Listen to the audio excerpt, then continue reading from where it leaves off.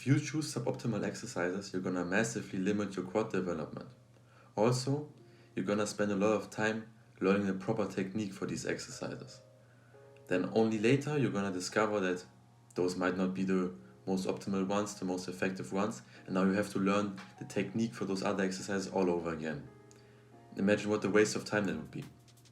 Imagine right now you could watch a video where someone tells you exactly the most optimal exercises for quad growth, and you start doing them today, and you get really good at the exercise, and you get really good at the technique. You've been doing them for 2-3 years. You're gonna be so much better at those exercises, so much better quads, so much more progression than someone who just started like 2 months ago changing up their quad program and learning the proper exercises. So let's just get straight into it. What are the top 10 exercises for quads? We're gonna start off with the least effective and end with the most effective. Here we go.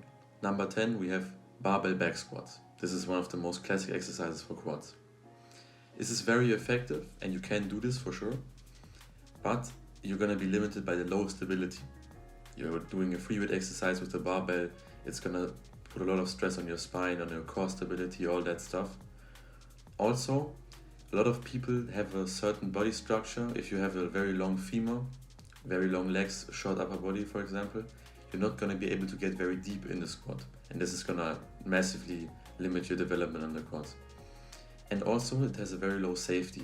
So if you fail on this exercise, there's nowhere to go for you. The bar is going to crash down and you're probably going to hurt yourself if you go to true failure, if you don't have a spotter. So this is why it's at number 10. Still an effective exercise. At number 9, we have the safety bar squat. This is pretty similar to the barbell back squat, but it has a little bit more stability due to the way the bar is built. And also, as the name suggests, it's much more safe. You can fail much more safely, and it allows some people to get greater depth because your body is much more upright. This puts less strain on your lower back and overall makes the exercise a little bit better. Number 8, we have the belt squat. Now the belt squat is a machine, the first machine on this list, and I think it's the least optimal of the machines for squats. Now it offers more stability again than the free weight squats, but not as much stability as a hack squat, for example. You will also get much more depth out of this, as you can just go much lower on machines usually than you can in free weight exercises. And it also doesn't load your spine at all. You have the weight attached at your hips, so all the load's gonna come off your spine. If you have any problems with this, like spinal stuff, then this is gonna be the exercise to go for you. But it's a little bit rare, so you might not have it at your gym. At number 7, we have the Bulgarian split squat. Now this is a free weight exercise, and so we're gonna have obviously the stability problems.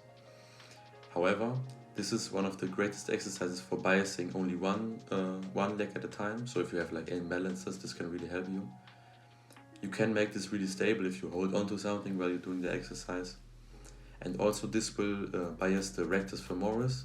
This is the only muscle that of the quads that attaches at the hip. So your back leg is going to be working that. All the other squat variants don't really bias that. Now at number 6 we have sissy squats. And those bias the rectus femoris as well. Now in the lengthened position, which is very good. We want to train the muscle in lengthened position as well. And does, however, have some stability problems as it's a bodyweight exercise. So this is why this can be paired perfectly with number 5, the leg extension. Now, the leg extension as well biases the rectus femoris, just in the shortened position. So you're going to do that first. This is the most stable rec fem exercise out there. And once you fail on those, you can go to the sissy squats and you're only going to be able to do like 4 or 5 and really like finish the muscle off. At number 4, we have Smith machine squats.